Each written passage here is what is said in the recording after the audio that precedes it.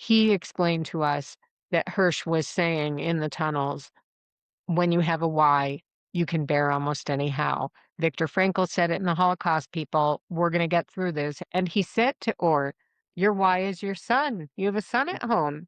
You're going to get Which through he this. remembered from the shelter on that He day. did. Yeah. And so this was huge for us. I have never read the book before then. Feel like Yeah. it's from beyond. It was like Hirsch saying, "Here, mama, here's a how-to." And I know what my how is. My problem is I'm trying to figure John and I are both figuring out what is our why going to be for the rest of our lives here, but I know my how is how do I get through the rest of this world without Hirsch in it?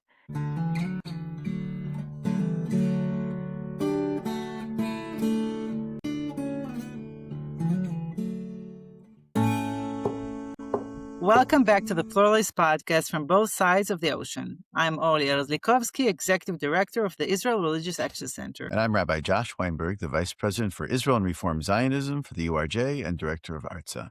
Today, we have a special opportunity to bring you a conversation that was broadcast live for a North American audience just a week ago with none other than Rachel Goldberg-Polin, the mother of slain hostage Hersh Goldberg-Polin. Hersh was, of course, as many of us are aware, taken from the Nova Festival where he was hiding in a migunit, a shelter. And when Hamas terrorists came and attacked the shelter, he and his best friend, Aner Shapiro, managed to throw 7 of the grenades out of the shelter that was providing shelter for them where they were hiding. And unfortunately, an 8th grenade killed his friend Aner, and he lost his forearm in the process, as many others were killed in the attack. Hersh was then taken on a truck into Gaza and was held captive and as a hostage for 330 days when he was executed by Hamas on day 330, together with 5 other young people, often referred to as the Beautiful Six. Rachel Goldberg-Polin has been an outstanding advocate for the release of the hostages. After Hersh was killed, she devoted all of her energy to the release of the rest of the hostages and has been speaking and writing and been a very, very public figure since. And we feel that this is a very important conversation to broadcast as far and as wide as possible. Orly, I just want to get your take as an Israeli and as someone who's, very involved with the Hostage Family Forum, and you were at, every Saturday night at Havdalah in the Hostage Square. How is it for you to hear her voice? And just give us a little bit about how Israeli society, especially in the political arena, is feeling about hearing some of these voices after they have been returned. Yeah, so I think really Rachel has become one of the more important voices of the hostages, both before Hersh was murdered and afterwards. She has really become a household figure, really one of the heroes that everyone, I hope, most Israelis admire, both doing whatever she could before Hersh was killed and then afterwards continuing to be so committed to the struggle. And obviously the, tape with a number of the days, counting the days that the hostages were there was really one of the hallmarks of all of the protests. And it has become really a sign of just marking how much time has passed when they're still there. She's really she's such a voice of reason and of love and of compassion at a time when we're surrounded by so much hate and extremism. I think people really are looking for her, for this really, really special voice that is continuing to echo in our ears. And that's why I was so glad that really she opened this Israel in Depth day, the day of the URJ had last week. And it was really, really meaningful. I think it is meaningful to North American Jews as it is to Israelis. And this is why I'm really, really glad that we can, offer this to our listeners. Yeah, absolutely. And her book came out just ahead of Yom HaZikaron, of Israeli Memorial Day, which was a really important moment. And she captures so much of not only of who Hersh was, but also her grieving process throughout the last couple of years, and has a great deal to say about that. But noticeably, she prefers to not discuss anything that could be deemed political, and even to talk about what it's like to be part of now this tragic group of bereaved families in Israel. which sadly has grown and grown over the past couple of years. Orly, what are you hearing in terms of, the news discourse and, thinking about the preparation for the next, upcoming elections in terms of the voices of the hostages and their critique for the government right now? Rachel's husband, John, spoke very powerfully about, pushing back against Netanyahu and some of the, the high-ranking political members of the government who were gloating about having brought home all the hostages. And then he said, please, you did not bring all of the hostages home. What are you hearing in terms of that? And do you anticipate that to be a growing and louder chorus of voices as we get closer to the elections? Yeah, I think we hear a lot of the hostage families and the hostages themselves who came back, speaking especially about state commission of inquiry. I think this is like a huge wound that needs to be addressed before we can really start the healing process of this traumatic event. And many hostages are very vocal about that and the need to actually inquire what had happened. How come October 7th has happened? How come the army didn't come to rescue them? How come hostages were left to die? And I think many are vocal, especially around this issue, including about other issues and the need to replace the government that has really deserted them and did not fulfill the basic obligation of a government to its citizens. So I think it is very much on the horizon, and as we get close to the elections, it's definitely going to still be there. Well, we will watch out for that, and I'm sure we will have more to discuss about that as it gets closer. So thank you so much. And without further ado, we bring you this really moving conversation with Rachel Goldberg-Polin. Shalom chaverim v'chaverot. Welcome, good afternoon, good evening, good morning. We are so honored and glad that all of you have joined us for Israel in Depth. Israel in Depth is a new virtual experience for the reform movement that we are trying here for the first time. This is now a critical opportunity for those who are interested in engaging or hearing or learning more about Israel from experts, with an opportunity to ask big questions and connect with others who are working in similar spaces. Shalom, Rachel. Now, many of you listening know that Rachel is no stranger to many of us. You have been on platforms wide and far, and your writing, your speaking, and your teaching has been viewed by many. Rachel, of course, is an educator, an activist, and now an author of the book, When We See You Again.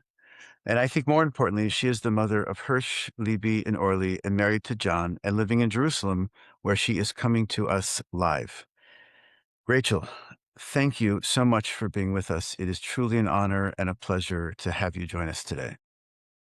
Thank you for having me, for carving out the time. It's really my honor to be with all of you this esteemed group, and I'm very thankful to be included.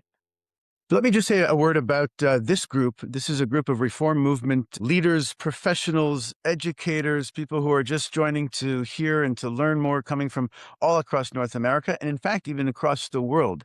And people who have signed up for an entire half day of learning to hear from you, and then to join almost 10 workshops to help enhance their thinking, understanding, processing, and activism as well on Israel today, and to build the relationships between the diaspora and Israel in a thoughtful and, of course, complex way. So we are honored that you're able to join us to really get this day started. And we thought that your voice and your story, and your now reflecting on the book that has just come out 4 weeks ago, will be the perfect opportunity for us to really go in depth with you. So again, my deep thanks. And Rachel, you in the past 4 weeks, beyond the past 2.5 years, have been on an unbelievable whirlwind tour. I was thinking about, the old Woody Guthrie song that you've been, from California to the New York Isles and so many places in between. Before we get into the real, heart of the matter, what's that experience been like for you? I think it's been quite surreal. It's been uh, to use a phrase that our friend Ruby Chen, whose son Itai Chen was one of the hostages, American Israeli hostages, who was killed on October 7th and then taken hostage. He used to say, "We're sprinting a marathon," when we were all trying so hard to get all of the hostages back. That felt that way these last few weeks of John and I were really sprinting a marathon. We were greeted with the most loving scaffolding everywhere we went. We were prepared for that not to be the case. We had been told to prepare for that not to be the case, but it actually was the case. And look, unfortunately, I always have a branding iron on my back. Either I'm running with a branding iron on my back or I'm sitting with a branding iron on my back, but it's the same branding iron and it's the same back. And I know there are people who are listening to this right now who know exactly what I'm talking about. I'm not unique. There are many millions of people in the world who have buried children, and buried people who are intrinsic to the core identity of who we think we are in this world. I know there are people for whom that rings familiar. And we were extremely busy, but I did feel everywhere I went this real ability to tell the truth. And there's no fear in telling the truth anymore, you know? And so that was new and different. And now we just got back and we're here for 2 weeks and then we are back again running. But again, it's okay because I almost think running with the branding iron on my back is actually more distracting. How so? Just that, I mean, it sounds terrible, but when you're just sitting with your grief and loss and mourning and pain and misery, it's so much more, right on top of you. And I mean, all of that is right on top of me also when I'm running. But when you have to also run, then you're, trying to do, and I'm a terrible multitasker and I'm a terrible juggler. Mm, So maybe that's also a blessing in disguise because it's sort of like I'm the Keystone Cops, just trying to yeah, manage everything in a very inelegant way. But it's a somewhat of a distraction from the constant, ever-present pain. yeah. Well, I'm sure you have been told this many times, but your ability to do that and to show up in so many places is incredibly meaningful and powerful to your audiences and to those with whom you are in conversation. And and like today, I actually want to take a step back and want to begin with Hirsch. And before we get to the book, which is, I do want to say, I'm going to hold it up so that everyone can see the cover of it. I, I had the pleasure of both reading it and listening to it, which were different experiences for me, actually, listening to you read the book aloud. And I want to ask you about that. But I want to bring up Hirsch, and I remember meeting Hirsch in Jerusalem when he was 8 or 9 years old, and not long after you had moved there, and of course didn't get to know him as an adult. But tell us just a little bit about him, something that captures his essence, his soul, and think about how that spirit continues to live in the world.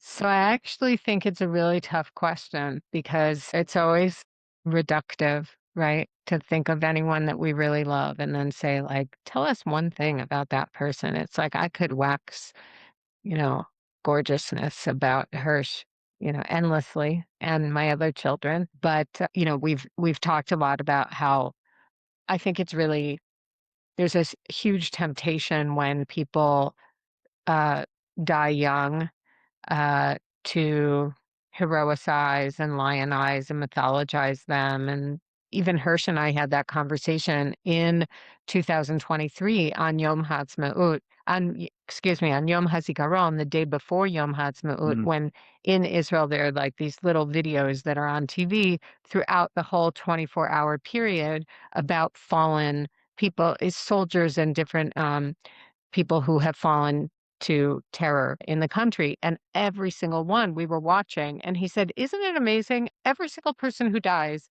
is the most handsome, the most funny, the most brilliant, the most talented. Nobody average gets killed. And we had this whole back and forth about it. And so I'm very careful. I think what is really, I think, so approachable and lovable about Hirsch is that he was absolutely extraordinary ordinary.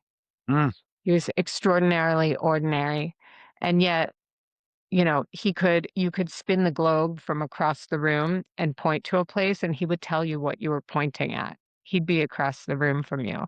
He was obsessed with geography. And he, I think people have heard me talk about how I didn't realize it was unique. He was a radical listener, which now I understand is really, uh, n- I mean, something that we're so lacking. Here's a little tidbit just for fun, and then we can start that when we used to go to IKEA, always when he was a little boy, up until he was, right before he turned 23, he always liked to refer to all of the products by their proper name in Swedish. So, you know how at IKEA there's like 27 letter names? So he would say, like, can we buy the Krupelflagehammer? Yeah, or And the that Billy would be Shell. a bedside lamp. And then he would call me into his room sometimes and say, Mama, I forgot to turn off my Krupelflagehammer. Can you turn it off for me? He always referred forever to everything bought at IKEA by its proper name. So that's something sweet about Hersh that now only the reform movement knows. I love that, and thank you for sharing that. And I find that, beyond the famous things that have been so well publicized about him, those tidbits and those details are just so precious and so wonderful. And those are the things that when you think back, those are the memories that you know, part of the package of memories that we'll take with you. Speaking of, I want to, with the chapter in the book that you titled Hirsch's Words, and that you detail a story about, sort of having the kids clean up their rooms, and you discovering an envelope hidden back that dated back to 2015, where Hirsch wrote it was a letter or some notes to himself, and then hid them, and then you found them and didn't open them for many years. Would you be willing to just share the story? And then, if it's okay, I'd like to read a short passage from what Hirsch wrote. So Yeah. what happened is in 2020, in March of 2020, when COVID had just really hit all of us all over the world, we were in lockdown, as we, meaning we, the world, were in lockdown. And the kids were all home, and it was before Passover. And so I said to the kids, we're all stuck here anyway. Everybody really clean your rooms, like really, really go through your rooms.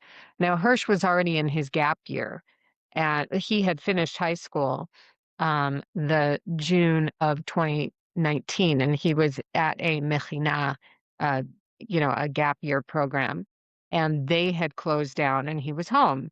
So he was going through his room, and I then went around to each kid's room with a giant garbage bag, and I was dumping all their garbage into the massive garbage bag. And in his room, he and his garbage had a bunch of notebooks from high school, which were notable because you know, it would say on the cover science. And then inside there was one page of notes on science, and then the rest of the notebook was empty. And then it would say history, and there was one page of notes on the first day of history class, and then the rest of the notebook was empty. And so I was tearing out those first pages, recycling the pretty much unused notebook. And then I got to the bottom of his garbage can, and there was actually a small journal, a bound book, a small journal. And I thought that's so interesting because he was not the journal type that I knew of. And I opened it and I saw that there were only 3 pages filled in and the rest was empty. So I tore out the pages, I folded them up, and I put them in an envelope and I wrote private Mm. because I figured, first of all, it was in Hebrew. My mother told me not to be nosy, and his handwriting was atrocious. So even if I had wanted to be, you know, very, you know, curious, I probably wouldn't have succeeded. But I had put his words in this private envelope because I thought at some point recently he must have written something to himself, and I'll save it and I'll give it to him one day. And I put it in the back of my closet and I forgot about it. And that was in 2020.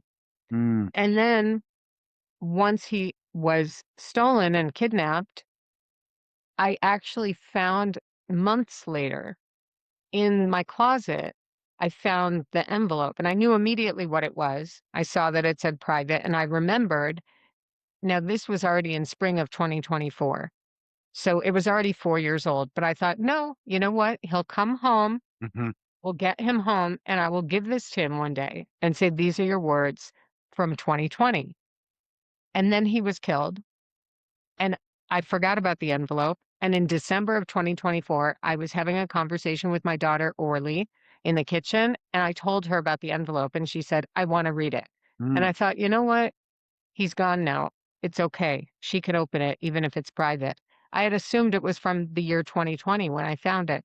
She opened it up, and the date immediately shocked us because it was from 2015 when he was in ninth grade. So it was written 9 years before he was killed. So you Yeah, can that's a read it's a and perfect she setup. started, Yeah. so she started to read it to herself, and her face dropped, and I said, "What's wrong?" And she looked up at me and she said, "It's prophecy." Yeah, and this is what absolutely floored me in reading it. The date is October 26th, 2015, and he writes as follows: Life is like the world. In order to exist, you have to move and work hard. Every so often you arrive at a tunnel and you enter the unknown and you don't know when you will get out.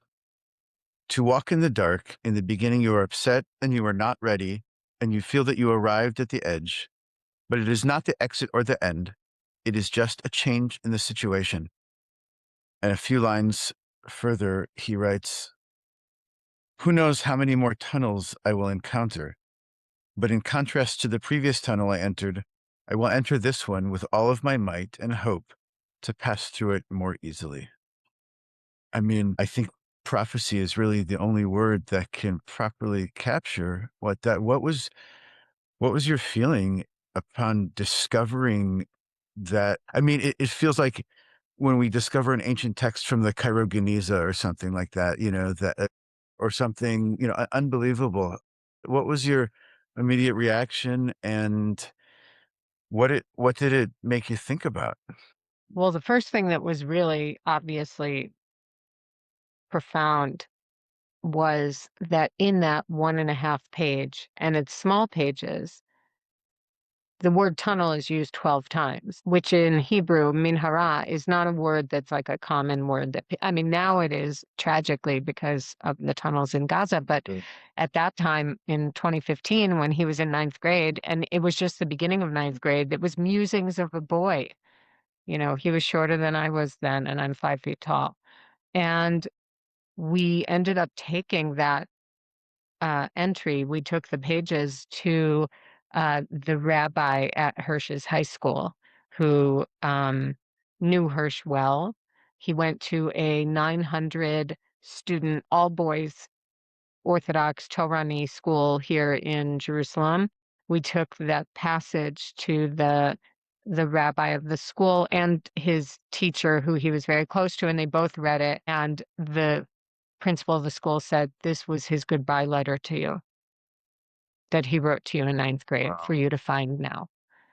And so it's very powerful. What's interesting is just that we don't have a major opus of Hersh's writing, and some of the people who've been killed since October 7th. I mean, Hersh's best friend, Honor Shapira, a lot of people know about him. Honor was this outrageously talented composer and artist, and he left behind hundreds and hundreds of pieces of work. Mm, Hersh left behind 3 pages, and those were the that's a 3 pages. And 1.5 of them was that passage. Another passage was also very profound, but we kept that to ourselves. And I don't really know what to make of it, but I really cherish it. It's very precious to us. It is absolutely treated as if it is a page from Torah, or like a mm, Torah scroll or like a a sacred cloth. text, or yeah, yeah. Absolutely. Absolutely. You mentioned Anil Shapira. I had the opportunity to sit with his mother, Shira, 2 weeks ago on a Shabbat afternoon here in New York. And she also, recalled. And, I wish that we had the opportunity to share and hear the stories of each person who fell and each victim of October 7th or in the ensuing war, and to highlight. But I'm so grateful to you for being with us now. I think those of us who are not in your situation cannot begin to understand what this kind of grief is like. And you've spoken about grief as a badge of love. Would you be able to share a little bit about, just to help us understand what it means to hold the grief like that, both in the days when Hersh's fate was unknown, and then after it did become known? And what's that been like, even, from speaking to, hundreds of thousands of people on a stage, or just walking down the street in your neighborhood? What does that mean?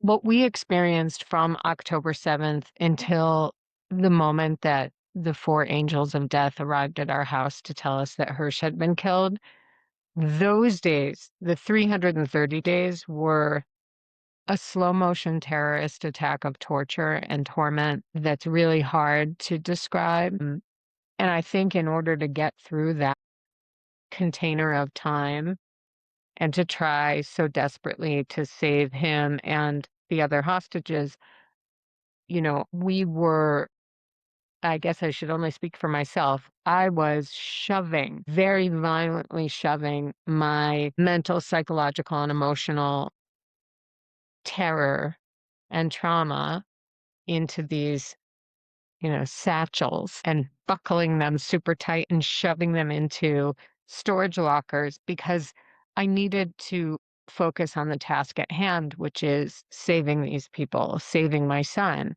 And so doing what came natural, which would have been curling up in a ball in the fetal position on the floor and weeping and wailing, wasn't an option, even though that was what I wanted to do. And so I was doing all of this severe damage to my psyche in order to function. And then we had this huge blow, 330 days in. So I didn't experience grief during the first 330 days. I did experience grief for On Air Sure. because I loved him. And I did experience grief for other people who I knew of or who I grew to love, and therefore I grieved them as I heard people were dying and getting killed. But the grief that I started to experience from the second that we were told that Hersh was never coming back alive was so severe and gut-wrenching and voracious. And my initial response was, no, no, no, no, and really trying desperately not to have it come in. It was like this horrible tsunami that you're putting down all your shades and you're putting up your hurricane, shutters, and just trying desperately to prevent this destruction from coming. And what ended up happening is it actually happened through the writing that I started to realize, what is it that I'm feeling? What is this? And I realized that this is actually, and there's no Kiddush here. I'm not creating some new epiphanal idea. I think everyone who is here with us right now is aware of this. I just wasn't aware of it. That this grief is the love that is continuing to grow in the absence of the person I adore. And so then I had this aha moment, first of all, that we only grieve people we love, and therefore it's proof that love is stronger than death. Because grief only comes when someone dies, and you're feeling it because of the depth of the vibrancy of that relationship that you had with that person. So in a way, it's kind of a privilege.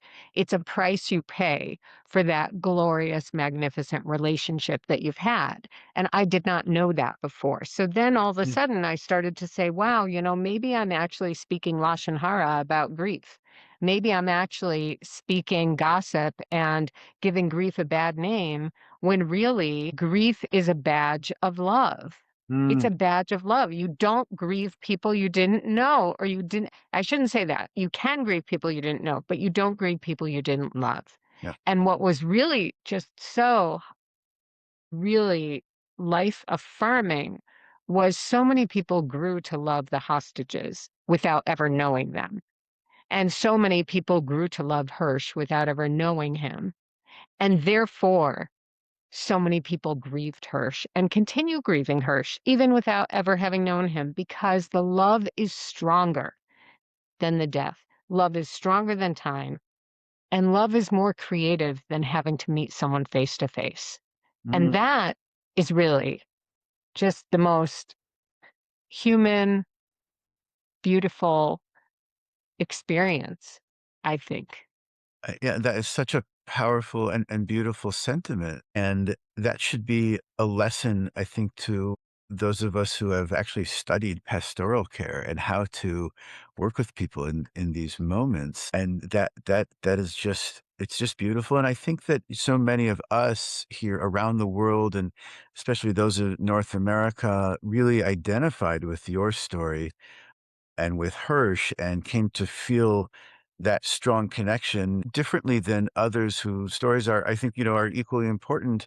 And yet they found this connection, or we found this connection with your story, with Hersh, with all of the incredible circles of people who are connected to you, and to your family, and to John, of course, and to the many circles. And I'm wondering, we often in rabbinical school, I remember being taught on how to coach people on what to say and what not to say in that times of bereavement, and in times of, with the good intention of comforting people, and especially the notion of time will heal or time will make things better. How does that come to you? And I remember hearing you speak on multiple occasions, helping people to understand that notion of time and your love growing actually stronger. Would you be willing to reflect a little bit on that feeling?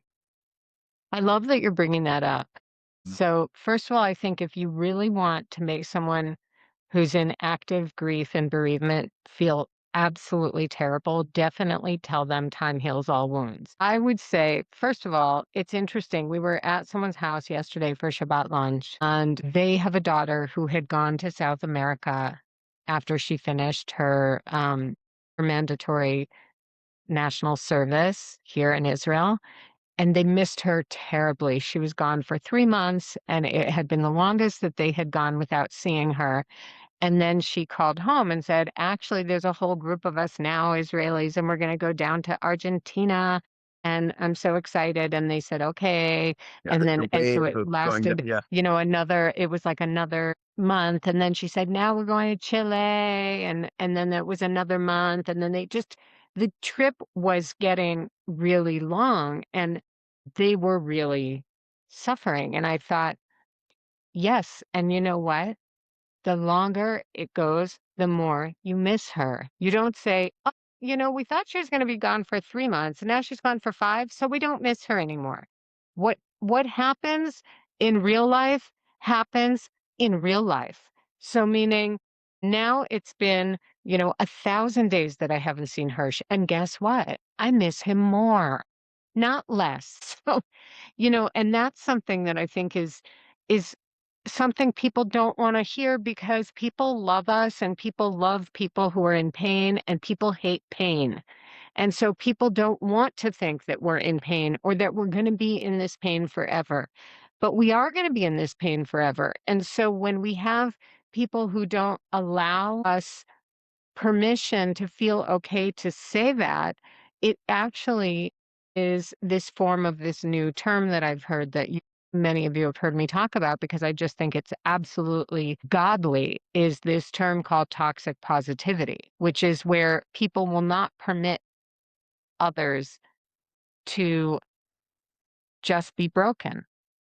And, you can be both, meaning I am broken. I'm also very blessed. I also have joy and beauty and laughter in my Mm. life. And I am broken. And I talk about it in the book when, I remember so vividly going to see the first Superman movie with my dad Mm. um, in the winter of 1979. And Christopher Reeve was like the greatest thing in the whole wide world. And then when he was in his 40s, he had this tragic accident, fell off a horse, broke his neck, and guess what? He was broken forever. His neck was broken. It would have been completely perverse and inappropriate if someone came up to him 3 years in and said, "Can you snap your fingers yet?" It wasn't going to happen. It Mm. doesn't mean he didn't have a beautiful life filled with meaning and purpose and aim and love and family and experiences, but he had to learn to roll through the world differently. And so when I heard this idea of toxic positivity, it rang very true to me because people are desperate, desperate, hungry, starving for us to be better. And I'm trying to say, I might become different, but I will not be better because guess what? He's still not here. And that is problematic. Dr. Mary Frances O'Connor, who studies sort of like the psychology of loss and bereavement, talks about there are certain homeostatic needs. Mm. We need water. People need water. Living things need water. So if you're in the desert and you have no water, this is a problem. And it's not going to get better. But we learn how to adapt sometimes to things that are homeostatic. I need Hersh. Yeah. But I can't have him the way that I am used to having him, in the ways of experiencing him with the five senses that normally we experience people with in this world. And so I have to figure out, how do I get this water in a different way? Because I can't have it the way that I had it before. And I think that, I came home after learning from this wonderful woman, Oriya, the idea of toxic positivity, and I Googled, what's the antidote? What's the I was going fix? to ask that. Right. What's the What is the responsive? opposite? Yeah. And it was amazing because it said tragic optimism. That is me. I am a tragic optimist. I'm an optimist, but I've been wounded. I'm an optimist, but I'm tragic. I'm always going to have this aura of this beautiful boy around me. And everyone's always going to know that he left in a way that was really tragic. Yeah. And not being able to talk about it is something that Rav Shagar talks about, Mm. that he grew up in a house of two Auschwitz survivors who had lost all of their family, and they were so broken from it that they never spoke about it. And it created what he termed incurable muteness. Wow. And it really damaged him. And Just he to share. wasn't in the Holocaust. And then it damaged the following generation. Putting parameters up around people who are in so much pain and not allowing them to just say, I am broken. This is me. And it doesn't mean that it's only me. I'm multifaceted. So, yes, I am broken and I am super disordered. I just read this article by the Mm. American Association, like Psychiatric Association, that said, if you are grieving for more than 6 months, you have a disorder. I was like, I have a disorder. And Mm. then it said, and if you're grieving for more than a year, then you really have a disorder. And I was like, then sign me up Yeah. because I want the I will own disorder, that. eternal and evolving love for my son. Mm. I would like that disorder. It's actually a privilege. And dis is the Latin for opposite of. So disappear or Discredit. Yeah. Yeah. disagree Yeah. or what. Yeah. And so disorder, yes, I am the opposite of order in every way, in the metaphorical way of I feel completely discombobulated, and in the literal way of, while it's not unique, it does feel out of order to bury my child. And so, yeah, I'm disordered and I actually am really fine with that. Yeah. First of all, you gave so many different references that we have to compile them and send out Yeah. links to our audience in terms of, psychology of grief and Rav Shagar. Rav Shagar, I'm by the way no, expert, but I love that he writes about the broken and the unbroken tablets. Actually, and I was thinking about that and what it means to be broken, and sort of the reference that you shared with us, and also, just thinking about the differences in culture. I mean, in an American culture, people want the sort of engineered response of like, "How are you? I'm fine," and that may be different, in Israeli culture as well, and that conversations. But um, in holding the grief, would you share with us just about the process of writing the book? How did that come out, and what was that like for you? And, was it therapeutic? Was it important? Did someone, when did you know that you had to get all of these words on paper and put it into a book, for the world to read or listen to? It was really very much just that my soul was buckling from the pain and I felt like I was choking and drowning. I actually felt like I was being waterboarded, whatever that experience would be like. Like, I felt like I was dying. I actually felt like I was dying, and I mean, we are all dying, but I felt like I could feel the life slipping away from me from the weight of the suffering and the pain, and I think it was really just John said to me at some point, like, "You have to tip this out," and it was almost like performing the Heimlich on myself of just need to, where is the ipecac? I don't even know if they use that anymore, but when Hersh was a baby, we used to have you'd buy ipecac to in case the baby would ingest something that was poisonous, you were supposed to induce vomiting by having them take this. So I felt like I was like drinking ipecac to get this out, like excising or casting off the darkness that was Mhm.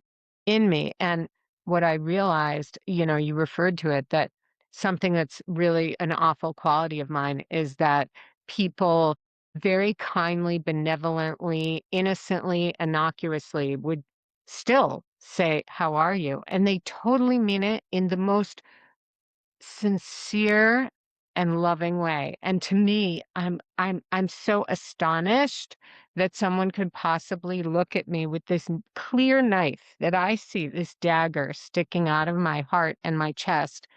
And I think, how in the world can you ask me that when you see that this thing is sticking out of me? And I have to calm myself down and say, they don't see it. They do not see it.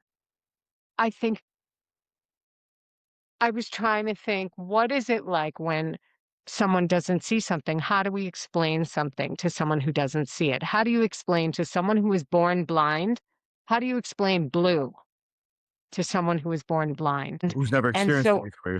and so suddenly I started to describe this thing that is so present and obvious for me, and yet most people cannot see it. And I want you to see my blue. I want you to see my pain. I want you to see it. And so I started to realize that these words that I was just putting into packages of words of pain became the answer to how are you?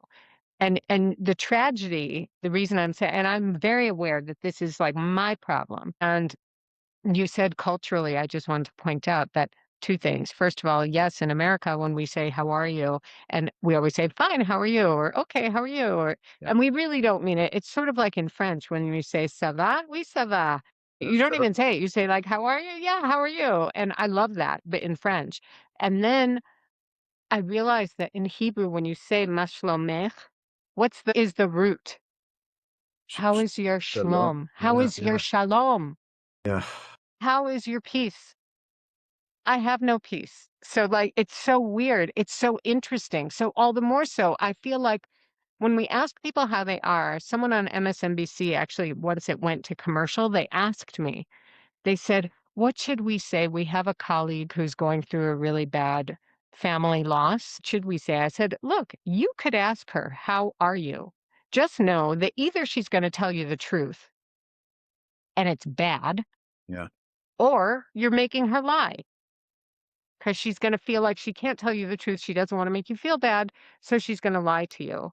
And what I'm saying is, for me, I don't like being asked how I am because I feel like I'm put in that position. I was once put in that position by, an anchor. He asked me how I am, and I said, "I'm suffering."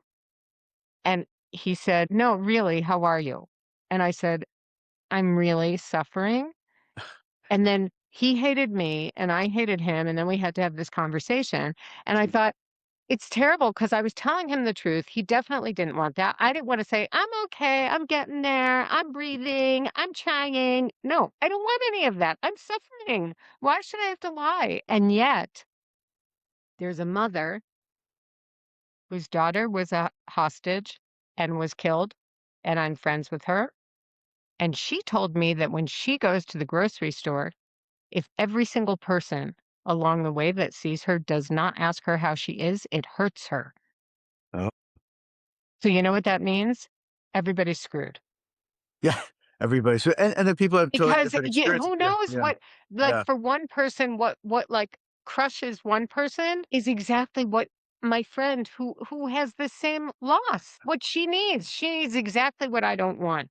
So that means kind, benevolent, caring, loving, supportive people are really in a lot of trouble, and I'm asking your forgiveness now.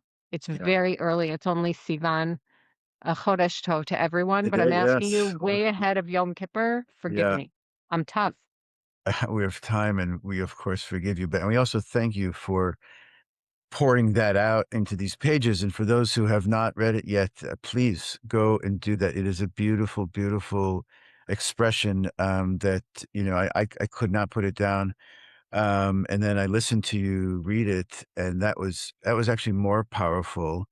And I want to take some of the, how you laid things out chronologically a little bit in terms of sort of the timeline of what happened of when you last saw Hirsch to October 7th, to the tragedy of those days, from your early conversations with Anderson Cooper in terms of, getting footage of Hirsch. And I want to come to a moment on that long timeline, 491 days later, when there was a wave of released hostages, including one hostage whose name is Or Levy. And there was a lot that Or learned upon his release, of course, about the fate of his family. And if I'm correct, he did not know what happened to Hirsch. And then he asked to meet you, and you and John went to meet him. And what was that meeting like? And what did you learn about Hirsch from Or? So that was on the night of 496. Funny. He had been released on 491. Or Levi, Eli Sharabi, and Ohad Ben Ami had been released on Shabbat morning of 491. And people remember that because they were the ones who came back and they looked like they had come and stepped out of a reel from 1945. Their pallor was black and white, and they were all absolutely skeletal. And or upon seeing his older brother that morning, Michael, he found out, first of all, that his wife, Einav, had been killed in the bomb shelter that Or had been taken from, and he didn't know that. He had been reunited with his young son, who was 2 years old. They had taken him to his grandmother's house very early Shabbat morning of October 7th and said, "We'll see you later." And then both of this child's parents were missing for almost 500 days. So Or was walking back into like a very complicated emotional, psychological, mental, physical, spiritual, religious, in every single way, he was walking back into a lot of recovery. And he then said to Michael, "How is Hirsch?" And Michael was thinking, "What are you talking about?" Because Michael knew us. We had met his brother, Michael, when we all went to go speak to the Pope in November of 2023, which I always say is like the most ridiculous sentence to ever come out of my Yeah. mouth. But okay, fine. When I was going to see the Pope. Yeah. Um, At least this Pope is, you're a Landsman. I know I Yeah, could have really bonded with this Pope. We met Pope Francis. yeah. And so Michael knew that Or did not know Hirsch. So it made no sense that Or is now saying, "How is Hirsch doing?" And so they had to say Hirsch was actually killed 160 days ago. And Or Mm. was crushed and couldn't believe it. And that's when he said, first of all, he was so giving in his shatteredness. He was so generous and benevolent because he asked to meet with the Shapira family. He asked to meet with the Danino family. He asked to meet with the Sabrusi family. And we were the last family that he was meeting with that week. So he each day was meeting with people he had met in the tunnels who had been killed. And he wanted to tell those people about their children. And that evening of 496 will be a day until I am in my grave. It is a turning point in my life, Mhm. absolutely, because from the moment we were told Hirsch was killed on the morning of 330, like between 330 and 331, until that night of 496, We were in the blackest, of deepest, of darkest, of most painful place I'd ever been, and I wouldn't wish it. I actually have said this, and I truly mean it. I wish it on no one. There's not one, no one, not even the people who did this to Hersh. No one, no one, no one. It's so bad that I don't ever want anyone to feel what I have felt. And we met with him, and he shared with us that during their captivity, they were actually moved. He and the 3 men he was with were moved into a tunnel where suddenly these 2 young men come in, and one of them is Hersh. And so he was held with Hersh for almost 3 days. And when you're in just a dark tunnel and there's nothing, when you have a conversation with someone for days, it really resonates and stays. And Sure. he and Hersh very much bonded. Hersh was right next to Ori Danino, who or explained to us that Ori was always on Hersh's left because he was Hersh's left hand with his right hand. So between the 2 of them, they had 3 hands, and they had figured out how to maneuver because Ori Danino and Hersh had been held since the first day, and we didn't know that.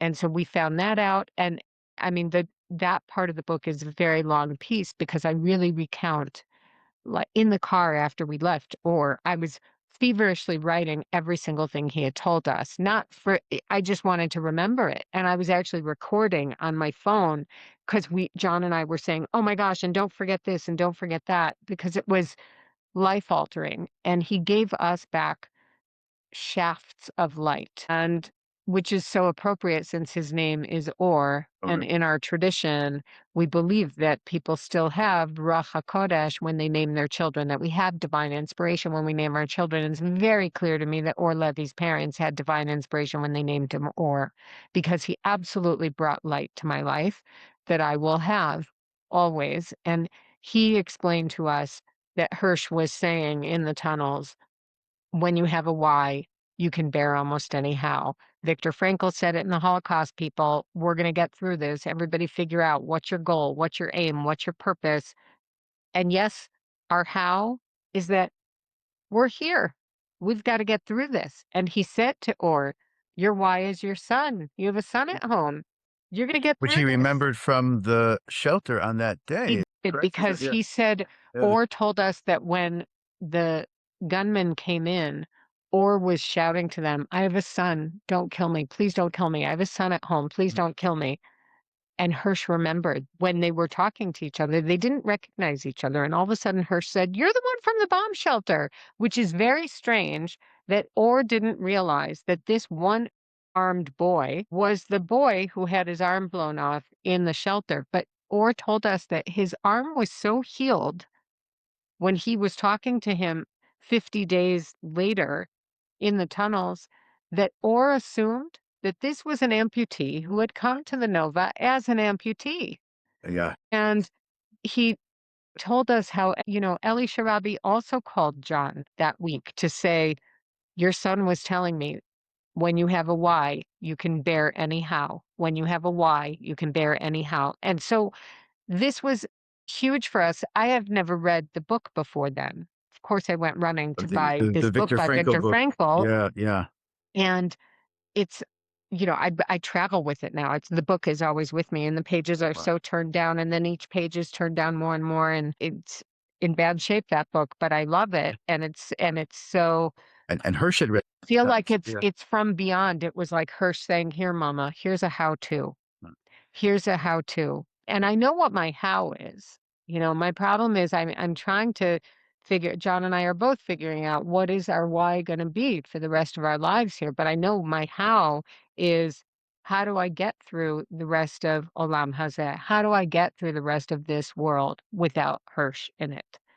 And and that is really challenging. But to have this book and have some direction, and to look, I'm a huge believer. I say all the time, thank God I believe in God, thank God I believe in God, thank God I believe in God. And Wow. billions of people don't, and they do just fine. I don't think I could do it. And so for me, I just feel that meeting Or was such a beautiful moment in my life. And he told us, many other things. but that for me was extremely important.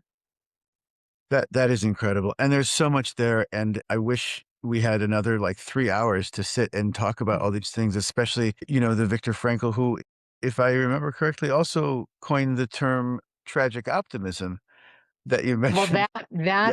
that's Yeah. the big ha, Yeah. is that I just learned a couple, right before we left in April was when I met this young woman who told me Mm, about toxic positivity. And then I was obsessed. So I came home and I looked up that what's the opposite, tragic optimism. And then I looked up who coined that term because I thought that's brilliant. And it said Viktor Frankl. And I was like, all right, thank you, Hersh. yeah, Let's and this is draw. too much to be It's just dismissed. ridiculous. Yeah, yeah, It's yeah, so ridiculous that it's obviously holy.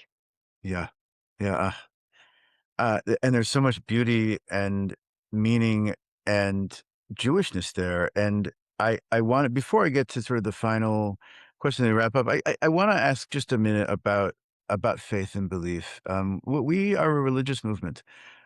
We have 850 congregations across North America and around the world, and at the center of our synagogue's activity is tefillah, is prayer. And you wake up in the morning every morning and say these words, which can be translated either as thank you or I confirm or admit almost that, here's my soul. And what does that mean to you? And how has that been challenged? And what do you want to share to an audience of religious Jews who may each, subscribe to different flavors of theology and who may, struggle with different things? Tell me the part of your life that fills or that echoes at least.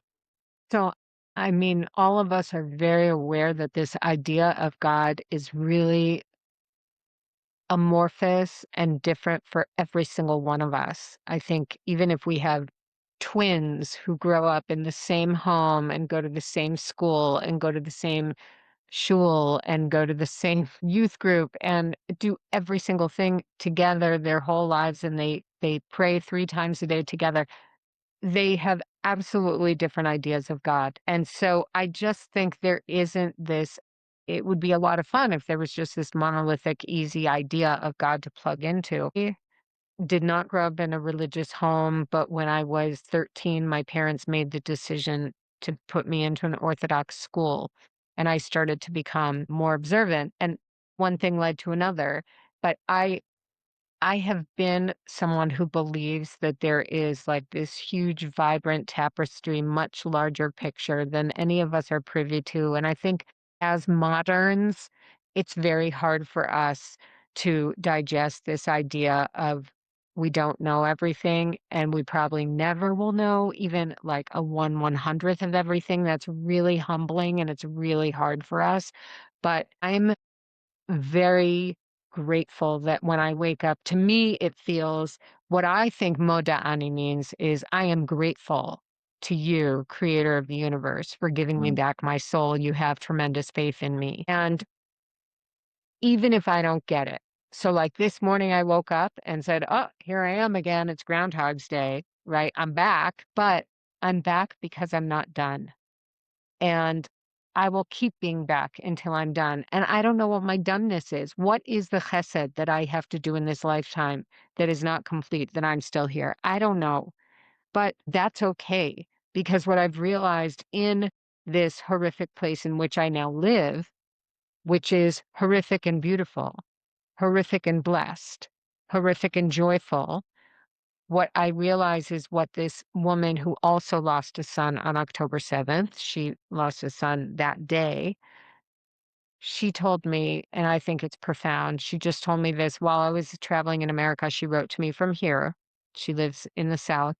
She said, we have to get used to the fact that we'll never get used to the facts. And that is life in Olam Uh, Hazeh. That is life here. And that's learning very to hard. live in that uncertainty where the uncertainty and knowing that there is someone steering the ship, that to me is where God meets us. That is profound and beautiful and a wonderful message for our people to take. And as our time is wrapping up, if I can just end with one last excerpt from towards the end of the book, building on the question of what's our why and our how. And then maybe I'll ask you to, just share with us one closing thought that you write the following: wherever your why leads me, I'll do it. I will carry your why all over the world. I will flip the usual pattern and I will make you proud of me, since I will live longer here in this place than you did. Instead of you doing things in your life and turning over your shoulder to say, look, I did it, I'll do that for you. Look, Hersh, I'm doing it. I don't know what it is, but it's your why. So I'm running to figure it out, to discover it. I will, doggone it. If it's the last thing I do, I will do it. I will grab the compass off your desk and I will draw the map. Rachel, I can't thank you enough for taking the time to be with us. And I hope that we get to have many conversations with you as you draw that map with Hersh's compass. And I would just ask you if you would leave us with one parting thought of where that map is taking you, or something that you want us to take away from your world and your experience. There's so many things, but I'll keep it brief. I'll say, I think what I really grew to understand that I think I always knew, and I think each of us know this whole idea of how each person is their own world, a world unto themselves, and we very much hold close to us that part of our identity as Jews is the holiness of each person, each and every single person. And along the way, when John and I were fighting so hard, I started to realize that many were looking at Hersh as one boy in the whole wide world, and I was looking at the whole wide world in one boy. Mm. And that I think that that's a really normal way that every parent should feel about every child, and that every child should feel that their parent feels about them. And it's something that we should be proud of. And I'm, you know, blessing for all of us to have strength and hope and light in these times that are so clearly sticky and tricky and messy, and yet enrobed in holiness and sacredness and godliness. Rachel Goldberg-Polin, thank you. I'll say Laila Tov because it's already night where you are. We will be following you wherever your journeys take you, and I hope that everyone will have a chance to read Rachel's powerful words. Please give our love, of course, to the rest of your family, to John and to Orly and Libby, and to your community. And I hope that we can do this again sometime. Thank you, thank you, thank you. Toda rabah. Thank you so much for listening to this critically important conversation. And please feel free to share outwards far and wide. Conversations like this are exactly why we started this podcast. This podcast exists because we believe Israel can be better for all who live here and for all who care about it from afar. But that takes honest conversation and it takes partnership. So if these conversations are important to you, please share this episode and help us keep this conversation going. To stay up to date, subscribe on YouTube wherever you listen to podcasts. If you want to help us grow, please leave a 5-star review, something like, "This conversation really meant a lot to me and was very powerful, and I want to come back to this podcast for more such deep and meaningful conversations." Share a post on social media and send this episode to someone who should be part of this conversation. And of course, if you want to sponsor an episode, we would love to talk to you about that. Thank you. Toda rabah. Bye bye.